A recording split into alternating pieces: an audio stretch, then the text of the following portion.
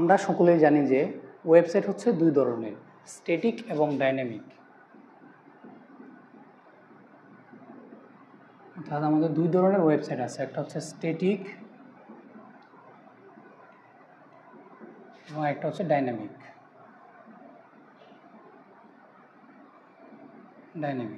এই স্ট্যাটিক ওয়েবসাইটটা ডিজাইন করা হয় মূলত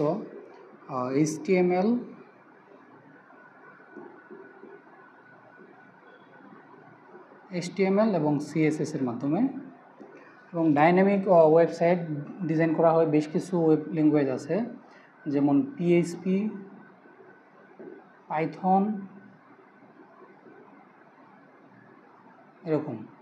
এরকম জটিল ল্যাঙ্গুয়েজ ব্যবহার করে ডাইনামিক ওয়েবসাইট তৈরি করা হয়।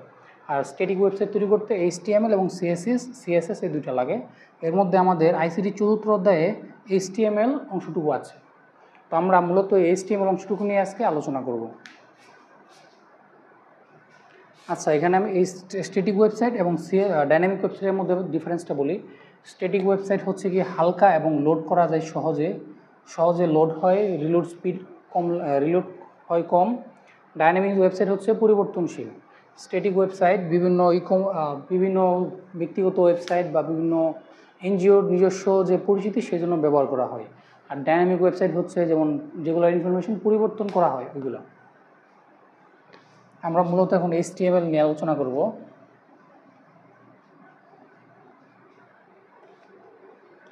HTML এর ফুল মিনিং হচ্ছে হাইপার টেক্সট মার্কআপ ল্যাঙ্গুয়েজ। অর্থাৎ এটি হচ্ছে একটি মার্কআপ ল্যাঙ্গুয়েজ যা মূলত ট্যাগ ভিত্তিক একটি ভাষা। এই ভাষার মাধ্যমে আমরা সাধারণ ওয়েবসাইটগুলো তৈরি করে থাকি। এবং HTML হচ্ছে বেসিক ওয়েব ডেভেলপমেন্টের ভাষা, যার মাধ্যমে আমরা বেসিক ওয়েবসাইট তৈরি করে থাকি বা ওয়েবসাইটের কাঠামোটা তৈরি করে থাকি। এবং ওয়েবসাইটে যত ডিজাইনিংয়ের কাজগুলো আছে, অর্থাৎ সাজানো কাজগুলো আমরা CSS এর মাধ্যমে করে থাকি। আমাদের ইন্টারমিডিয়েটে শুধুমাত্র HTML অংশটুকু আছে, তাই আমি তোমাদের জন্য HTML-টুকু নিয়ে আসছি। ধারাবাহিকভাবে পুরো অধ্যায়টি আমরা কভার করব।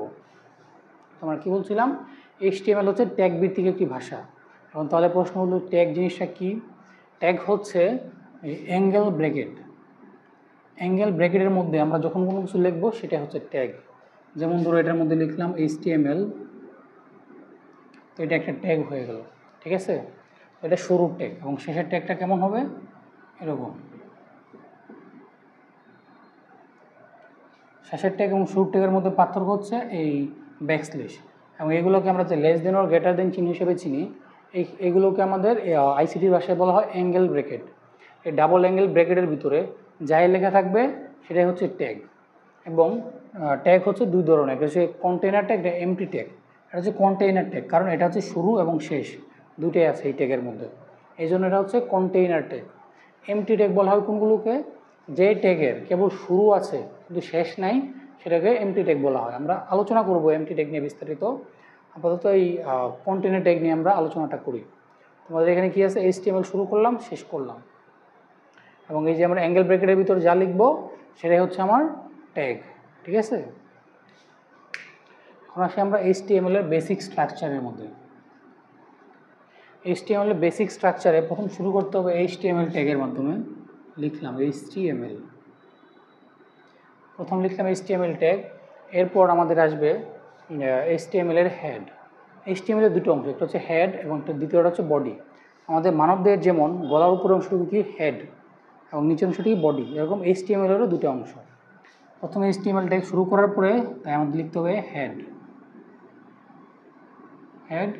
তারপর হেডের ভিতরে যে কন্টেন্টগুলো থাকবে সেগুলো এবং হেড ক্লোজ করা লাগবে। মনে রেখো, সব ট্যাগেরই কিন্তু কন্টেইনার ট্যাগ যেগুলো আছে সবগুলোই শুরু করলে শেষ করতে হবে মাস্ট। এবং শুরুর ট্যাগ এবং শেষের ট্যাগের মধ্যে ডিফারেন্সটা কি? এই ব্যাকস্ল্যাশ, ঠিক আছে? তো আমি হেড দিলাম, হেডের পরে আসবে বডি। এই বডি থেকে মূলত কাজ শুরু হয়।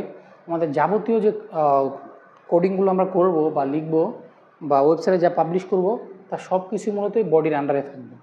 এবং সব কিছু লেখার পর আমরা বডি ক্লোজ করব, বডি ক্লোজ। এবং বডি ক্লোজ করার পরে আমাদের কি কাজ? HTML যেটা আমরা শুরু করলাম একদম শুরুতেই যে HTML, এই HTMLটা আমাদের এখন ক্লোজ করা লাগবে।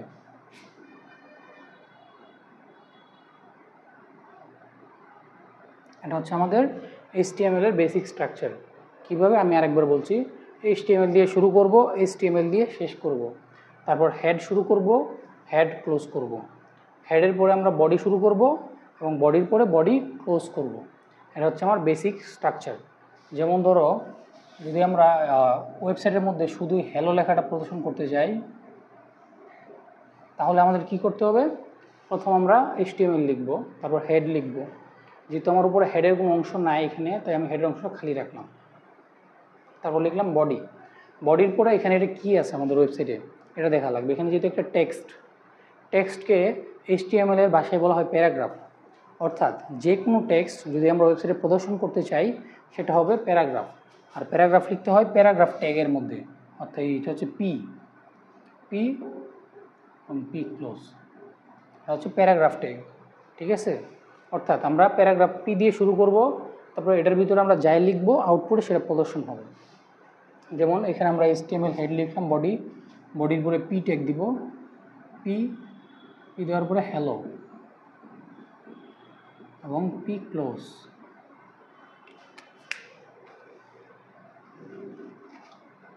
তাহলে আমাদের আউটপুটে এই হ্যালো লেখাটা প্রদর্শিত হবে। এরকম আমাদের এরকম আরও বেশ কিছু ট্যাগ আমাদের জানতে হবে। যেমন আমি এখানে লিখে দিচ্ছি তোমাদের, যেমন বি ট্যাগ, এটা হচ্ছে বোল্ড করার জন্য, আই ট্যাগ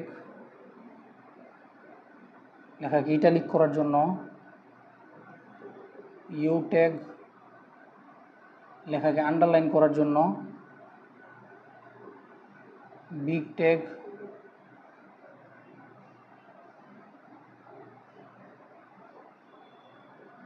এবং লাস্টে আছে স্মল।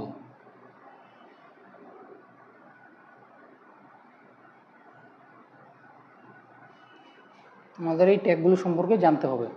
এর মধ্যে বি ট্যাগের কাজ কি? বি ট্যাগের কাজ হচ্ছে লেখাকে বোল্ড করা। আই ট্যাগের কাজ কি? লেখাকে ইটালিক করা। ইউ ট্যাগের কাজ কি? লেখাকে আন্ডারলাইন করা। বিগ ট্যাগের কাজ কি? লেখাটার সাইজটা এটা একটু বড় করা, মানে স্বাভাবিক লেখা থেকে একটু বড় করা। এবং স্মল লেখার কাজ কি? স্মল ট্যাগ একটু স্মল করবে। যেমন ধরো আমরা লিখলাম এখানে হ্যালো, মানে ওয়েবসাইটে হ্যালো, তারপর হ্যালোর নিচে আমি একটা আন্ডারলাইন দিতে চাচ্ছি। তাহলে আমি এটা কীভাবে করবো আন্ডারলাইন? হ্যালোর নিচে আমার আন্ডারলাইন করতে হলে আমি যে পি টেক দিলাম না হ্যালো, তাহলে আমার এখানে একটা ইউ টেক ব্যবহার করা লাগবে, মানে যেই জায়গায় বসবে আর এই জায়গায়, তাহলে আমার হ্যালো লেখাটা আন্ডারলাইন হবে। ঠিক আছে, এখন আমি চাচ্ছি আরও মানে বিস্তারিত কিছু করতে। আচ্ছা, তোমরা একটু এগুলো নোট করে নিও মনে করে।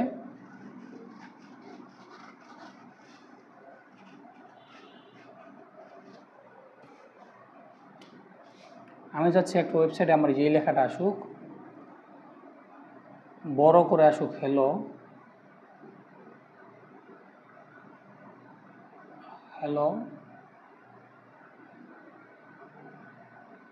আর ছোট করে আসুক হাই।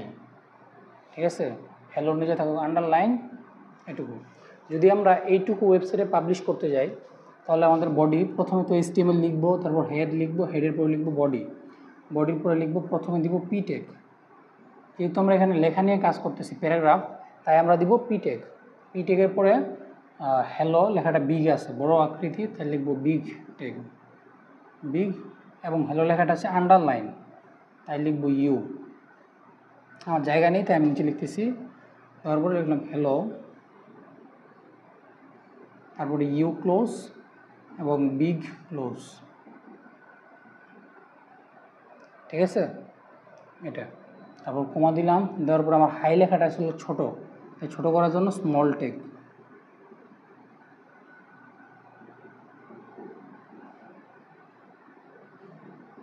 হাই লেখাটা ছোটো আসবে এবং লাস্টে আমি পি ট্যাগ ক্লোজ করে দিব। এটা হচ্ছে আমার HTML এর বেসিক কাজ। ঠিক আছে,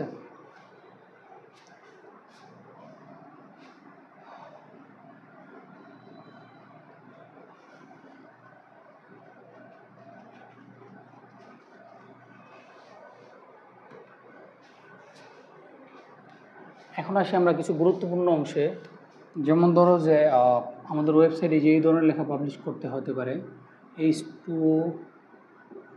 H2SO4, তারপর x² + y²,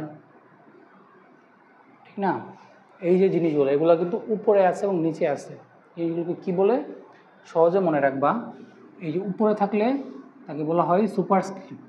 সুপারস্ক্রিপ্ট মানে SUP, সুপ, ঠিক আছে? কীভাবে মনে রাখবা? উপরে এই যেখানে আপ দেখে মনে রাখবা যে উপরে কোনো কিছু তুলতে হলে আমাদের SUP ব্যবহার করা লাগবে। এবং এটা কি আছে? নিচে। নিচে থাকলে আমরা ব্যবহার করব SUB, সাব। সাব দ্বারা এটা মনে রাখবা কি সাবমেরিন পানির নিচে থাকে, তাই নিচের অংশের জন্য আমরা SUB, সাব ব্যবহার করব, ঠিক আছে?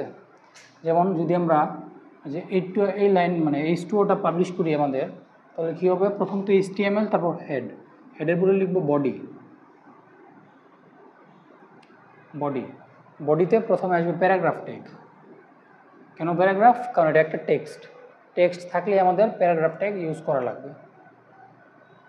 লিখলাম প্যারাগ্রাফ ট্যাগ। প্রথমে কি আছে? H, স্বাভাবিকভাবে H, তো লিখলাম H এর পরে 2 আছে ছোটোভাবে, ঠিক না? 2টা একটু নিচে ছোট করে। যদি কোনো মূল লাইনের থেকে নিচে ছোট করে থাকে তাহলে আমরা কি ব্যবহার করব? SUB, sub tag. তো লিখলাম SUB, সাব 2 লেখার পরে আমাদের সাব ক্লোজ করা লাগবে।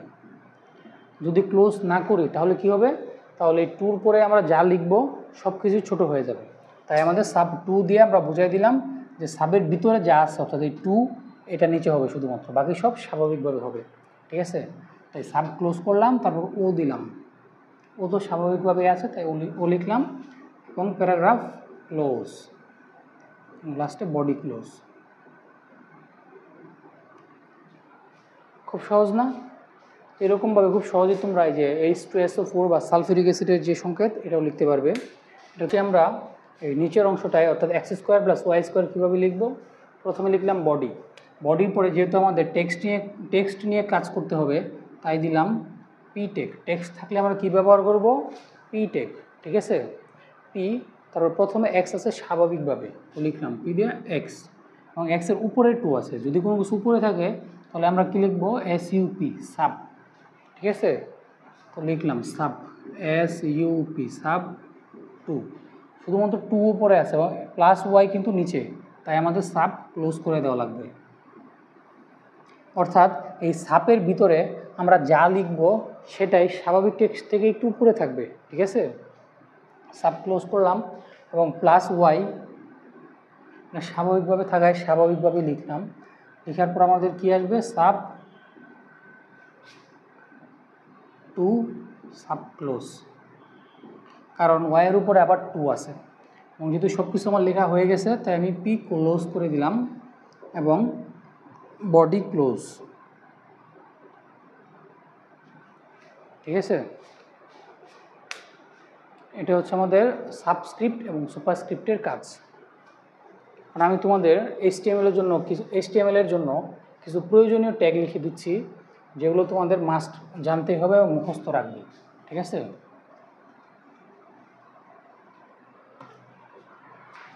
যেমন প্রথমে কি লাগবে তোমার? B ট্যাগ অর্থাৎ বোল্ড, তারপর হচ্ছে I ট্যাগ অর্থাৎ লেখা ইটালিক করার, তারপর U ট্যাগ লেখা আন্ডারলাইন করবে, তারপর আছে বিগ লেখার আকৃতি বড় করবে, স্মল লেখার আকৃতি স্বাভাবিক থেকে ছোট করবে,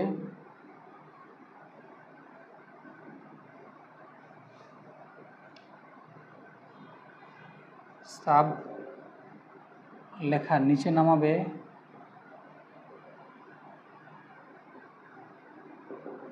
সাব লেখা উপরে তুলবে,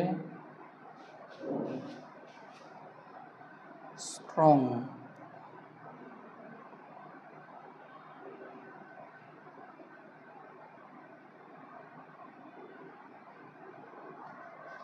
লেখা স্ট্রংয়ের কাজ হচ্ছে বোল্ড এবং বিগ, দুটার কাজ একত্রে করবে। তারপর আরও কিছু ট্যাগ আছে আমাদের সামনে, হয়তো আমরা এগুলো দেখবো। সেগুলো হচ্ছে গিয়ে আইএমজি ট্যাগ,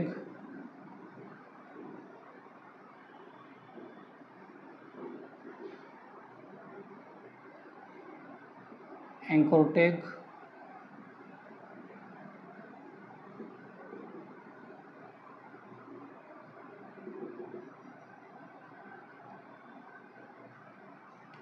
তারপর হচ্ছে গিয়ে BR tag,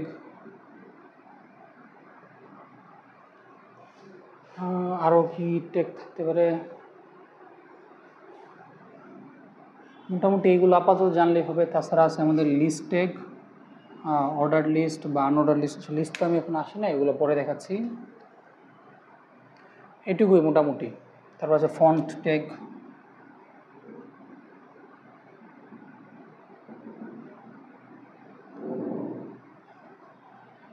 font close, paragraph tag, paragraph close, DIV,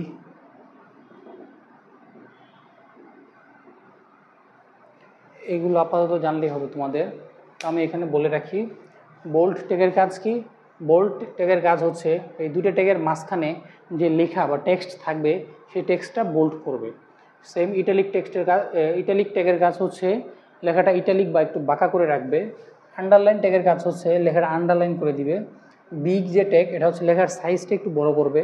আর স্মল ট্যাগ লেখার সাইজ ছোট করবে। আর সাব যে ট্যাগটা,